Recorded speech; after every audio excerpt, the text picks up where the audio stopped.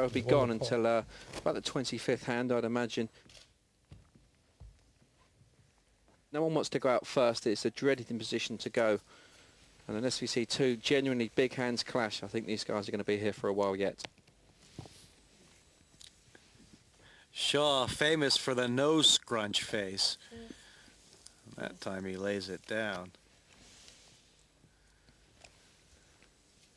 O'Shaughnessy, a little cue ball action there, but no. Blind on blind. That's the biggest hand we've seen Gray have so far. The raise is 6,000. Manfredi really going for it here, Roy. Well, it wasn't a big raise, and furthermore, Manfredi's already on a blind, so he's kind of obliged to play with what's recognised as a nice hand, middle of the road, suited and connected. 16,000 in the stickler. Here is the flop, and not a bad flop for Manfredi. Middle pair. Jason Gray's missed it. The correct thing to do is bet here. I'm connected with the flop. I bet to find out where I stand and hopefully win. Long level look from the Canadian, and now 10,000 is bet.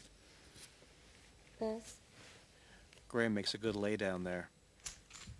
And Jason has not found the going easy, while Manfredi, I tell you, he was induced into bluffing that flush draw earlier, Roy Brindley, and well, it was a genuinely big hand. Let's be honest, there was an overcard to the flop and a flush draw.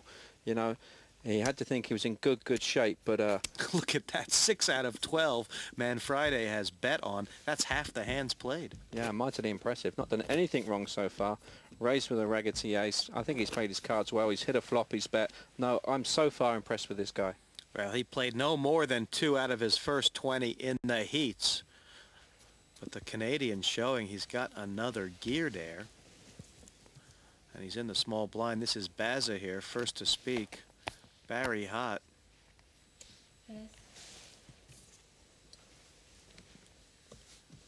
Justin, careful look and squeeze them out. Black suit and all. That's very playable, right? Yeah, it's very raisable. Raise to 6,000. You called it. Triple the bet. Standard stuff. 2 + 4. And Manfredi, who's been very loose so far, can't see him laying down sixes. Yeah, but that's not a calling hand. That's a raising hand. A re-raising hand. Wow. 21,000. Red splash. That is 15,000 more. I like this guy. He must have read my book. Good strong play from Manfredi. And O'Shaughnessy, Roy, tough pickle he's gotten himself in. He has to be aware how many hands Manfredi is playing. And could he think the ace-9 is good? Well, the question is, if he re-raises himself now and puts the lot in, will Arthur contest it? Because that's the only move Justin has left. O'Shaughnessy taking his time, saying, conservatism, the better part of valor. Another one to Arthur Manfredi. And Roy Brindley, how addictive is this going to get for the Canadian? He says, I bet, I win. Yeah, sounds a good policy to me. 138,000 chipping away. Medium pair. I gotta see where you have that. Manfredi has to feel like 150,000 is reachable. Look at this Manhattan. Jeez, he's won 6 pots. Those red lines, of course, pots that Manfredi has won, and it's 5 out of the last 6. And his confidence will be sky high right now. You feel invincible when you pick up pots so easily.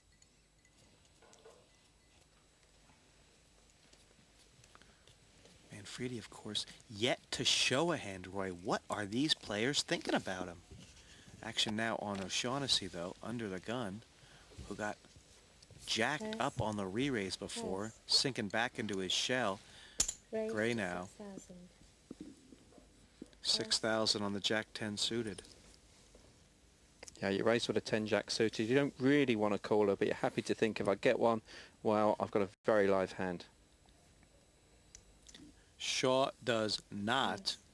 And Hearn peeling off a flop with the suited connectors as well. If a 10 hits the board, Roy, we're going to have some ugly fireworks. No, 6. Oh my gosh, yeah. Perhaps I should have done.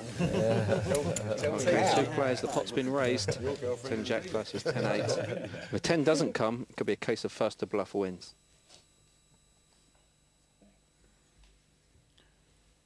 Neither player hit that squarely, but Jason Gray with a belly straight draw. Queen would make him Broadway.